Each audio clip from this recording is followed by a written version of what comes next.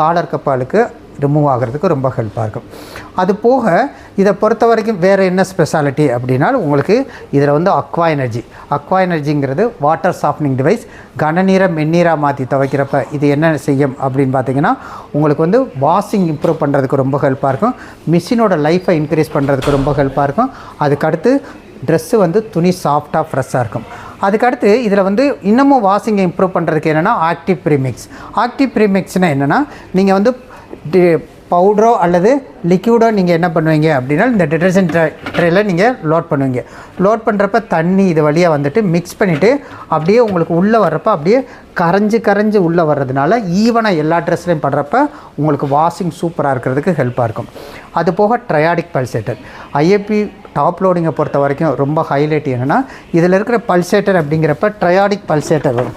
ட்ரையாடிக் pulsator அப்படிங்கிறப்ப உங்களுக்கு வந்து 3 விதமாக வாஷ்